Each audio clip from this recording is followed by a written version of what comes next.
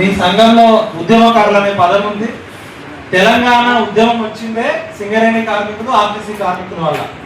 ఎందుకంటే ఆ రోజు బస్సు చక్రం తిరగకపోతే రాష్ట్ర ప్రభుత్వం ఆగిపోయింది. బస్సు చక్రం ప్రగతికి చిహ్నం. ఆర్టీసీ కార్మికుల సమస్య ఎందుకు మాకంటే, నేను చిన్నప్పటి నుంచి స్కూల్కి వెళ్ళేది ఆర్టీసీ బస్సులో. మా రైతన్నలు ఇవాళ పండించిన పంట పొలం నుంచి మార్కెట్కి వచ్చేది ఆర్టీసీ బస్సులో. బడుగు బలహీన వర్గాల వాళ్ళు, గరీబ్ వాళ్ళు అందరికి కూడా ఆర్టీసీ బస్సు లేకపోతే వాళ్ళ జీవితంలో పురోగతి లేదు. బస్సు చక్రం కదిలితేనే మధ్య తరగతి వాళ్ళు, పేద ప్రజల జీవితాలు పల్లెల నుంచి పట్టణాలకి చదువుకోవడానికైనా, కాలేజీకైనా, ఉద్యోగానికైనా, వ్యాపారానికైనా, కూరగాయలు అమ్ముకునే పేద రైతు దగ్గర నుంచి మధ్య తరగతి అందరికి కూడా ఆర్టీసీ బస్సే ఇప్పటికీ కూడా అవసరం. అయితే 85% ఎస్సీ ఎస్టీ బీసీలు పేద ప్రజలు ఉన్న తెలంగాణలో ఒకప్పుడు మా నాన్నగారు కూడా ఆర్టీసీలో పనిచేశారు. నేను కూడా ఆర్టీసీ కండక్టర్ కొడుకునే, నాకు తెలుసు మీ బాధలన్నీ కూడా. ఏమంటున్నా ఆర్టీసీ ఆదాయానికి మొత్తం డ్రైవరు, కండక్టర్ చాలా ఇంపార్టెంట్. డ్రైవరు, కండక్టర్ తర్వాత మెకానిక్, సూపర్వైజరు, ఆ బస్సు నడవడానికి ఆదాయం తేవడానికి కీలకమైన స్టాఫ్కి ఏమో వేలల్లో శాలరీస్ ఉంటాయి. 20,000, 30,000, 40,000. వీళ్ళ మీద పెత్తనం చేసే సూపర్వైజర్లు, డిఎంల దగ్గర నుంచి ఇంకా రకరకాల ఎక్కడ లేనంత దొరతనం ఉన్న బంగ్లాలు, ఆఫీసర్లు ఉన్నారు. మరి ఇలా మోడర్న్ మేనేజ్మెంట్ సిస్టమ్ వచ్చింది, టెక్నాలజీ వచ్చింది. ప్రైవేట్ బస్ ఏమో ఒక్కడితోటి ఆదాయం సంపాదిస్తుంది, మనమేమో డ్రైవరు, కండక్టర్ ఒకటే అని చెప్పి ఆ మిషన్ టెక్నాలజీని వాడుతున్నాం. మరి ఇంత అడ్మినిస్ట్రేషన్, ఇంత మేనేజ్మెంట్, ఇంత ఏఏ వచ్చినాక ఈ మేనేజ్మెంట్ అవసరమే లేదు అసలు. ఎందుకంటే సూపర్విజన్, మానిటరింగ్ అనేది కొంతమంది ఉంటే చేయొచ్చు. ఒకప్పుడు పాతకాలంలో టెక్నాలజీ లేదు, మేనేజ్మెంట్ సిస్టమ్స్ లేదు, కాబట్టి మనం ఎక్కువ మందిని పెట్టుకున్నాం. ఇప్పుడు వరల్డ్ బ్యాంక్ కూడా ఒక చిన్న రూమ్ లో న్యూయార్క్ లో కూర్చొని 180 దేశాల్లో చేస్తుంది. ఇలా ఆర్టీసీ బస్సు భవన్లో కూర్చొని బొర్ర బిర్ర పెంచిన దొరలకేమో 2 లక్షల శాలరీలు, డిఎంలు, ఆర్టీఎంలు, డివిజనల్ మేనేజర్లు, జనరల్ మేనేజర్లు, వీళ్ళంతా మీరు కష్టపడి ఆర్టీసీ కోసం చెమట నుంచి డబ్బులు సంపాదిస్తే అధికారులు పెత్తనం చేస్తున్నారు. 2 లక్షలు, 3 లక్షలు, 4 లక్షలు. నా చిన్నప్పుడు డిఎం క్వార్టర్, ఒక చిన్నపాటి ఎమ్మెల్యే క్వార్టర్ అంత క్వార్టర్ ఉండేది మా కొత్తగూడెంలో. చుట్టూ బంగ్లా, ఒక జీపు. అప్పుడు నడిచింది 20 ఏళ్ల క్రితం. ఇప్పుడు నేను ఏమంటుందంటే కాలంతో పాటు మనం కూడా మారాలి. తెలంగాణ ఉద్యమం అంటేనే పేద బడుగు బలహీన వర్గాలకి అన్ని రంగాల్లో న్యాయం దక్కాలి. కుమారన్న నాకు ఆర్టీసీ కార్మికుడి కన్నా కూడా ఉద్యమకారులుగా బాగా పరిచయం. ఎక్కడైనా కూడా యూనియన్లు ఉండేది, ఎలక్షన్లు ఉండేది మీ బెనిఫిట్ కోసం. ఎలక్షన్లు పెట్టడము, విలీనం అనేది 2 వేరు రైలు పట్టాలి. ఇలా ఆర్టీసీ ఉద్యమం జరిగింది ఎందుకు, తెలంగాణ ఉద్యమంలో మీరు ఎందుకు పార్టిసిపేట్ చేశారు? మీరు కూడా ప్రభుత్వ ఉద్యోగులుగా గుర్తింపబడతారు, గౌరవం పొందుతారు, భాగస్వాములు చెందుతారు. మిగతా ప్రభుత్వ ఉద్యోగులకేమో అటెండర్కి ₹1,00,000, 2 లక్షల శాలరీస్ ఉన్నాయి.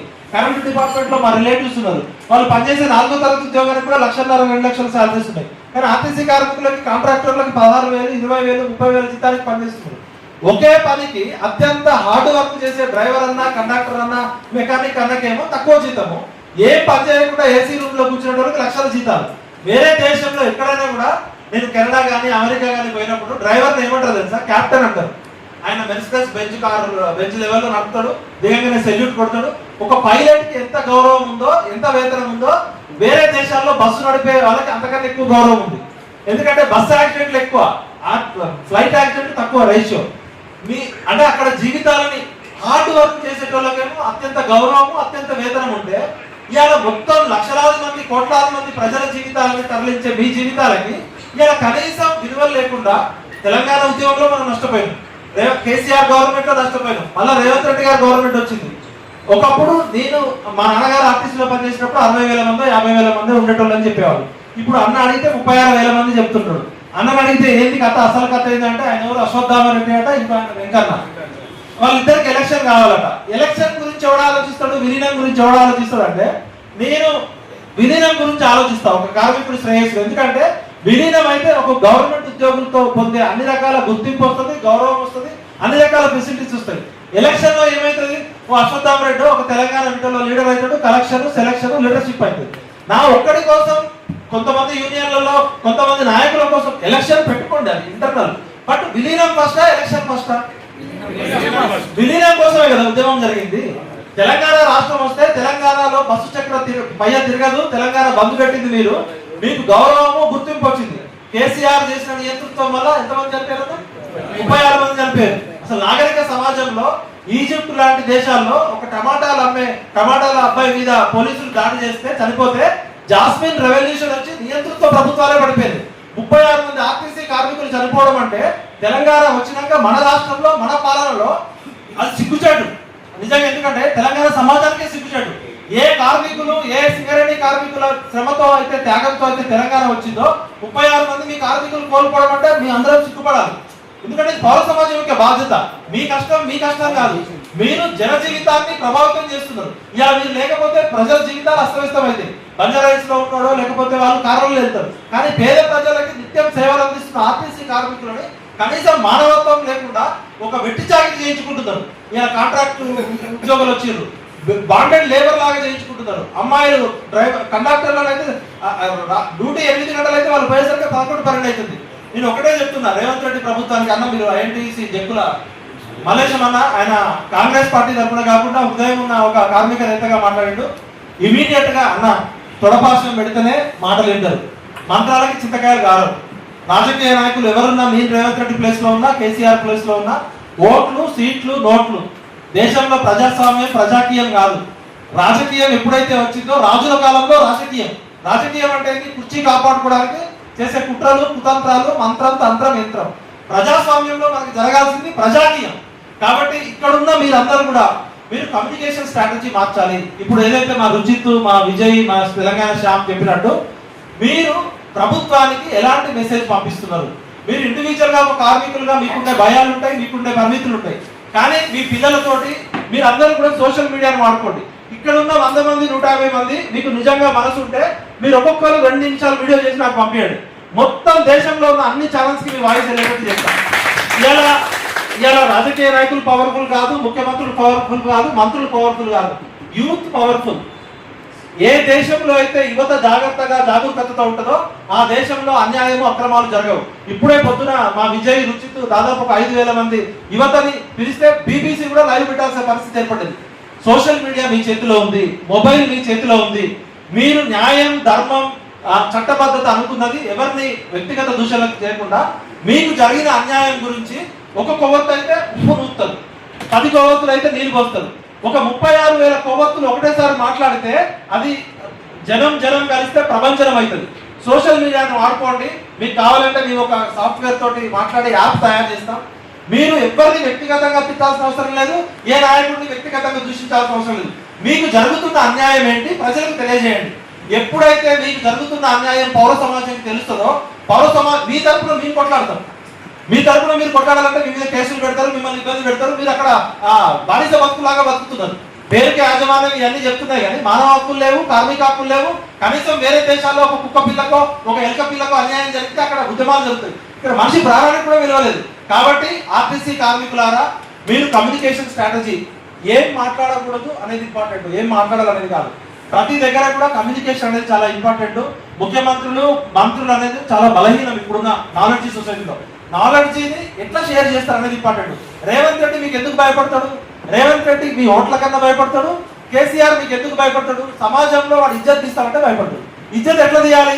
ఇజ్జత్ తీయడానికి యూత్ ఉన్నారు. మీకు జరుగుతున్న అన్యాయాన్ని మాకు తెలియజేయండి. క్రియేటివ్ గా మీ డిమాండ్స్ చెప్పండి.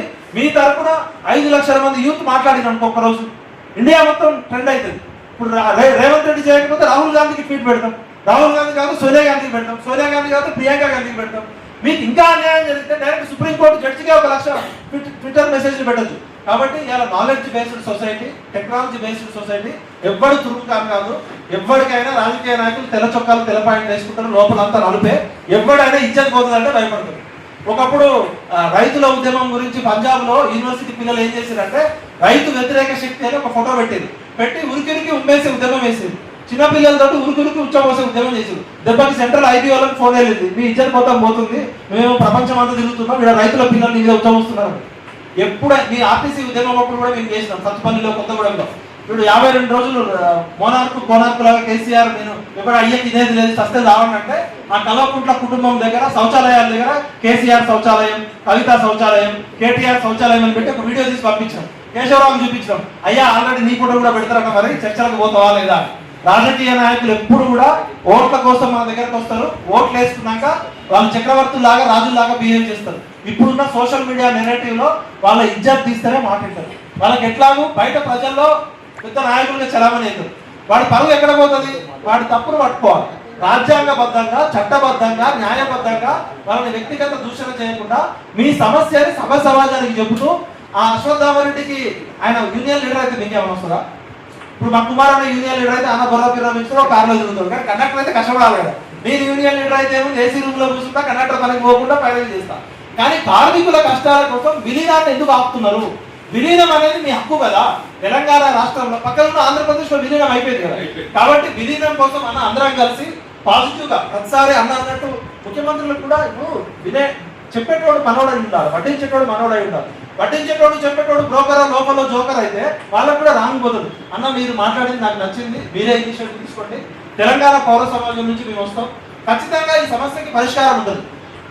డెమోక్రసీలో డిబేట్, డిస్కషన్, డైలాగ్ అనేది చాలా కీలకం. మీరు చర్చలకి ట్రై చేయండి. యూనియన్లు గీనియన్లు అవన్నీ తర్వాత మాట్లాడదాం. ఇప్పుడు కడుపు నాకు దేకేటోడికి తెలుస్తుంది ముడ్డి బాగా. ఇప్పుడు నేను దేకుంటే నా ముడ్డి అరుగుతుంది, వాడు దేకడు కదా, లీడర్లు దేకరు కదా. పొద్దున్న వేస్తే ఎండాకాలం కష్టపడేది మీరు కాబట్టి మీరు చేసే న్యాయమైన పోరాటానికి రాజ్యాంగబద్ధంగా తప్పకుండా తెలంగాణ పౌర సమాజాలు సపోర్ట్ చేస్తుంది. రుచిత్ గారు, విజయ్ గారు తప్పకుండా వీళ్ళకి ఒక కమ్యూనికేషన్ స్ట్రాటజీ క్రియేట్ చేయండి, టెక్నాలజీ క్రియేట్ చేయండి. ఎందుకంటే 36,000 ఫ్యామిలీస్ ఇంటూ దాదాపు 5 అంటే వీళ్ళు 4 కోట్ల మందికి సేవ చేసే నిజమైన ప్రజాసేవకులు. గట్టిగా చప్పట్లు కొట్టాలి. కాబట్టి మీరు ఏదైతే అనుకుంటున్నారో మా రుచిత్ని, విజయ్ని, టెక్నాలజీని వాడుకోండి. మేము కూడా జర్నలిజంలో, సోషల్ మీడియా ఛానల్స్ లో, మెయిన్ స్ట్రీమ్ మీడియాలో ఆర్టీసీ విలీనం అయ్యేదాకా కంటిన్యూస్ డిస్కషన్స్ పెడతాం. Social media is very powerful. కాకపోతే వ్యక్తిగత దూషణలు పోవద్దు, చట్టబద్ధంగా చేయాలి. తెలంగాణ వచ్చిందే మీకోసం కాబట్టి మీ హక్కు ఇది. రేవంత్ రెడ్డి జేబులోంచి చేయట్లే, కేసీఆర్ జేబులోంచి చేయట్లే. వాళ్ళ ఆస్తులు ఒక్కొక్కడు ఎమ్మెల్యే అయితే 100 కోట్ల నుంచి 1000 కోట్లు ఒకసారి అయితే. మీరు చేసేది ప్రజాసేవ, నిజమైన ప్రజాసేవ చేస్తున్నారు. మీ జీతాలు 2 రెట్లు పెంచినా కూడా తప్పేం లేదు. ఆ డిఎంకి 2 లక్షలు ఎందుకు, ఆ డివిఎంకి 3 లక్షలు ఎందుకు, ఆర్ఎంకి ఎందుకు, జనరల్ మేనేజర్, బోర్డు డైరెక్టర్స్ ఎందుకు? ఒకప్పుడు ఓకే రాజరిక కాలంలో. కాబట్టి మనం మోడర్న్ మేనేజ్మెంట్ మాడమని చెప్తాము. లక్షల మంది పనిచేసే సంస్థల్ని 2-3 నడుపుతున్నారు. మీకు భారత్ కంట్రీస్ లో 180 దేశాల్లో పనిచేసే సంస్థలు న్యూయార్క్ లో ఒక చిన్న రూమ్ లో కూర్చొని టెక్నాలజీ మానిటరింగ్ చేస్తున్నారు. మిమ్మల్ని మానిటరింగ్ చేయడము, సూపర్వైజ్ చేయడము, మీ సంక్షేమం కోసం పనిచేసే ఒక 50 మంది ఉంటే సరిపోతుంది. కాబట్టి దయచేసి ఈ బ్యూరోక్రసీ వద్దు. అసలు ఆర్టీసీకి ఐపీఎస్ ని పెట్టడం అంటేనే దుర్మార్గం. ఆర్టీసీ ఆఫీసర్ వాడు ఎండీ ఎవరు ఉండాలంటే మానవతా దృక్పథంతో వాడు ఒక సోషల్ సైంటిస్ట్ అయి ఉండాలి, లేకపోతే ట్రాన్స్పోర్ట్ ఎక్స్పర్ట్ అయి ఉండాలి. ఐపీఎస్ ఆఫీసర్ ఏం చేస్తాడు? వాడికి గన్ను తెలుసు, కొట్టడం తెలుసు. ఆర్టీసీ కార్మికుల్ని భయపడడానికి ఐపీఎస్ ఆఫీసర్ అవసరం. ఆర్టీసీ కార్మికులకి శ్రేయస్సు కోసం ఐపీఎస్ ఐఏఎస్ అక్కర్లేదు. మీరందరూ ట్రాన్స్పోర్ట్ ఎక్స్పర్ట్స్ అవసరము, లేకపోతే సోషల్ సైంటిస్ట్, ట్రాన్స్పోర్ట్ నాలెడ్జ్ తెలిసిన వాళ్ళు అవసరం. నెక్స్ట్ టైం నుంచి మీరు గవర్నమెంట్ కి డిమాండ్ చేయాలి. ఐఏఎస్ ఐపీఎస్ ఎక్స్పర్ట్స్ కాదు, వాళ్ళు జనరల్ ఎక్స్పర్ట్స్. మీకు సబ్జెక్ట్ ఎక్స్పర్ట్ కావాలి, మీకు ట్రాన్స్పోర్ట్ ఎక్స్పర్ట్ కావాలి. కాబట్టి ఆర్టీసీ ఎండీ, చైర్మన్ ఆ రంగంలో పిహెచ్డీ చేసిన వాడు ఉండాలి, ఆ రంగం నుంచి మీ నుంచి వచ్చిన వాడు ఉండాలి. ఇప్పుడు ఎలక్ట్రిసిటీ డిపార్ట్మెంట్ లో ప్రభాకర్ రావు వచ్చిండు.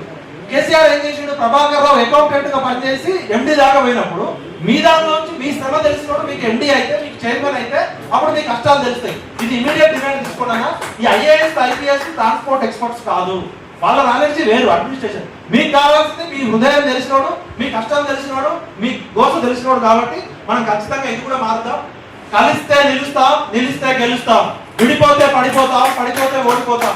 అందుకే మీరందరూ యూనియన్లు, ఎజెండాలు పక్కకు పెట్టి కార్మికులుగా కలిసి పోరాడండి. మీకోసం మా వంతుగా సహకారం చేస్తాం. జై తెలంగాణ, జై హింద్.